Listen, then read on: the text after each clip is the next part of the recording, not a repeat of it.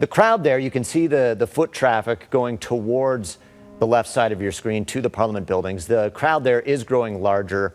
They are protesting not just vaccine mandates, but to demand an end to pandemic-related restrictions, calling for government officials like the Prime Minister to resign, a whole slate of grievances that are being protested in Ottawa this morning. Let's bring in Michael King now for the latest on this protest. What are you seeing, Michael? Well, Blake, as we just heard from David Akin, they're expecting at least 2,000 vehicles. The breakdown, about a quarter of those are trucks. An even smaller number of those are going to be tractor trailers, with the trailers actually attached, those taking up the most space in and around the Parliament precinct. One of our camera crews has already been out this morning. People have come from across the country, BC to Nova Scotia. People we've spoken to, some involved, citing a variety of different grievances, ending vaccine mandates for truckers. Some want all public health restrictions in place to fight COVID-19 to come to an end. Others want Trudeau to resign. Some want the opposition leader, Aaron O'Toole, to resign. Some want to overthrow the entire capitalist system. But the focus does still seem to be on the vaccine mandate. What brings me here? Tired of the mandates. Sure, we're sick of the mandate, man. No passport.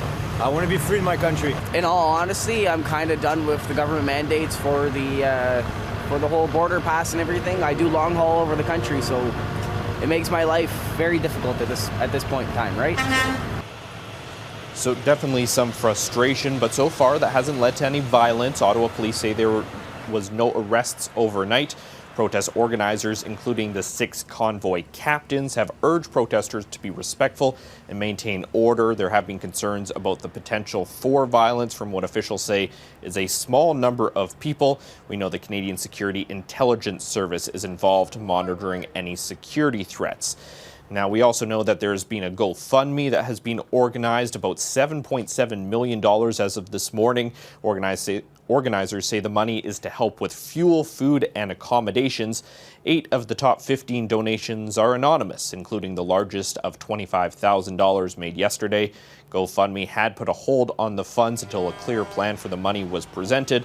The company confirms $1 million has been withdrawn, and GoFundMe will be working with organizers to release the rest of the funds. We're also hearing from federal health officials regarding the protest. The federal health minister was asked about it during a briefing yesterday. He used the convoy as an analogy, stressing that vaccinations are the best way to protect against COVID-19. Now, one thing that we just heard from our political correspondent, chief correspondent, David Akin, was people parking on the cenotaph at the National War Memorial. He posted this picture on Twitter. Here's what he's talking about: a number of vehicles and an RV parked on the cenotaph there. We also know that a number of other protests are being planned across the country today. There's one planned for the Coots border crossing near Montana, as well as the legislature up in Edmonton and here in Calgary at Central Memorial Park.